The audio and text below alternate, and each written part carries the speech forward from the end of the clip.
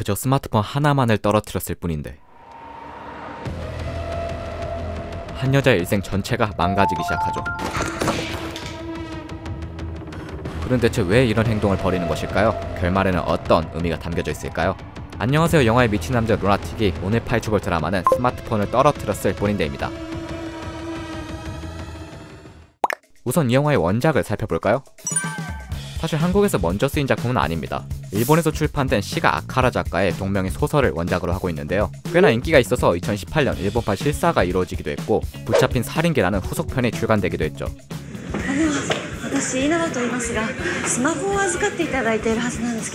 이 소설과 영화 모두 한국판이랑 소재만 비슷할 뿐 전개와 결말은 완전히 다릅니다. 그래서 만약에 보시려면 비교보다는 개별적인 작품을 본다는 느낌으로 접근하시면 될 것 같아요.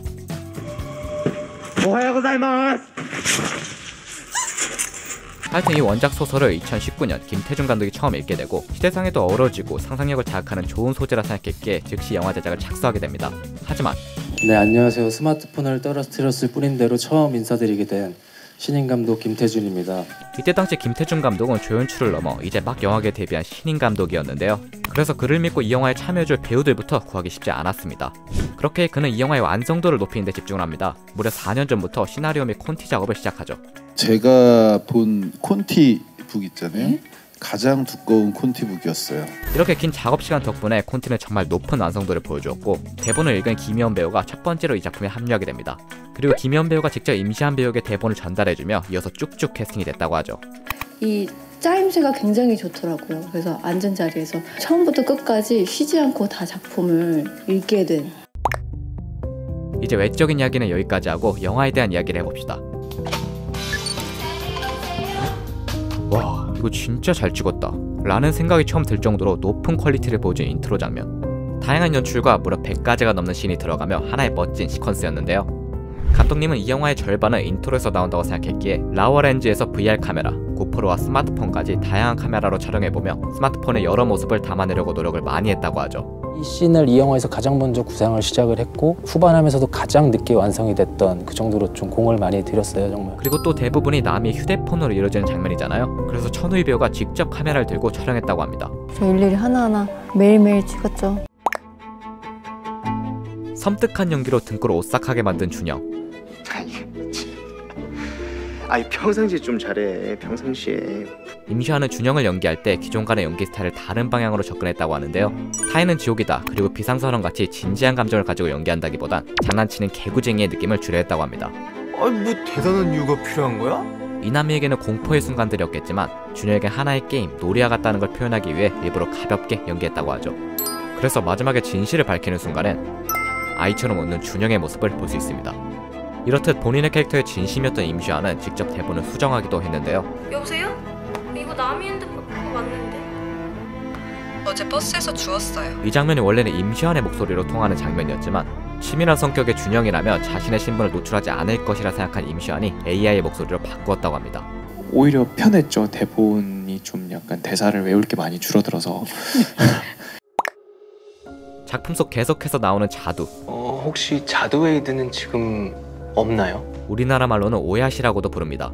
그리고 또 그런 말이 있죠. 오얏나무 아래서 갓근 고쳐 매지 마라.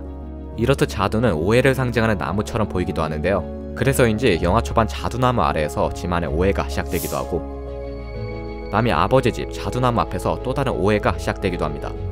근데 그것만으론 이상하리만큼 자두가 너무 자주 보이죠. 그래서 김태중 감독이 직접 자두의 메타포적 의미를 설명해 주었습니다. 산에 있는 자두는 로얄 대석입니다. 겉은 붉고 속은 노란색으로 겉과 속이 다른 모습을 띠고 있죠. 근데 그에 비해 남이 집에 있는 자두는 피자두입니다. 겉과 속이 같은 빨간색으로 이루어진 자두이죠. 이는 겉에서 비치는 모습과 속이 같은 남이, 그리고 겉과는 정반대의 모습을 지닌 준영을 자두나무에 빗대어 표현하고 있는데요. 그래서 마지막 장면엔 준영은 일부러 노란색의 옷을 입고 있습니다. 그리고 총을 맞고 피가 번지며 겉과 속이 다른 자두와 같다는 걸 직관적으로 보여주기도 하죠. 이렇듯 영화에선 사물, 색감, 카메라의 구도 등을 이용해서 메시지를 시각화하는데요. 이걸 미장센이라고 합니다. 영화 내내 밝은 색의 옷을 입고 있던 나미가 마지막 범인과 마주치게 될 땐 어두운 색의 옷을 입고 있는가 하며 나미와 멀어지게 될 주변 인물들은 파란색 계열의 차가운 색의 옷을 입고 있습니다. 이렇게 부가 설명 없이 인물이 처한 상황을 간접적으로 알 수 있게 해주는 미장센은 그랜드 부다페스트 호텔, 라라랜드, 기생충 같은 영화에서 익히 볼 수 있는데요. 이번 스마트폰을 떨어뜨렸을 뿐인데서도 중간중간 미장센을 잘 활용했기에 몰입도를 더 높일 수 있었던 것 같습니다. 다른 사람도 아니고 어떻게 네가 나를 의심해? 또 작품 속 자잘한 디테일을 보는 재미도 쏠쏠했어요. 준영은 피해자들의 정보를 아날로그로 다 기록을 하는데 이 메모장을 자세히 보면 정갈한 글씨로 빼곡하게 적혀있는 게 보이시나요? 감독님은 준영이라는 캐릭터가 정말 빈틈없고 주도 면밀하다는 걸 보여주기 위해 따로 작가를 캐스팅해서 정돈된 글씨로 이남의 인적사항들을 적게 했다고 합니다.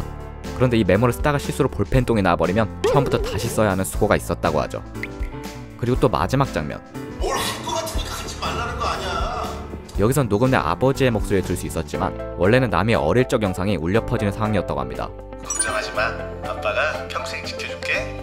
하지만 후반 작업에 아버지 말 좀 듣지 그랬어 라는 준영의 조롱의 의미를 더 강하게 만들면서 남이에겐 본인의 잘못이라는 죄책감을 심어주기 위해 수정을 했다고 하죠. 너 아빠가 좀 칼을 가지고 다녀? 전체적으로 봤을 땐 한편의 좋은 영화지만 유독 한 장면이 개연성이 부족하다는 평가를 받고 있습니다. 다시는 연락하지 마. 바로 이 장면, 준영이의 말 한마디에 평생 친구 사이로 지낸 미녀와 남이의 사이가 갈라지는 것, 이건 너무 개연성에 안 맞다는 것이었죠. 그래서 이에 대한 점은 감독님이 직접 설명을 해주었습니다. 약간 연인이 싸우듯이 논리적이지 않은 싸움, 그냥 일시적인 감정 폭발 정도로 이제 갔던 것 같고, 둘이 워낙 친한 사이다 보니까 오히려 그 은주 입장에서는 그 작은 오해가 너무 서운했을 것 같아요. 그럼요. 일시적으로. 그러니까 준영으로서는 잠깐의 균열을 만들어서 스마트폰을 장악하려 했다는 것이죠. 하지만 이외에도 준영이의 말을 너무 쉽게 믿는 남이가 지나치게 순진해 보이긴 합니다. 조금은 준영을 믿을 수밖에 없는 환경을 만들어줬으면 어땠을까 하는 아쉬움이 남네요. 그럼 준영이가 살인을 하는 이유는 무엇일까요? 그건 준영의 인생을 살펴봐야 합니다. 한편 경찰은 범인이 출생신고 미등록자로 추정. 그는 태어나자마자 부모님에게 버려지며 출생신고조차 되지 않은 극히 외롭고 소외된 인물인데요.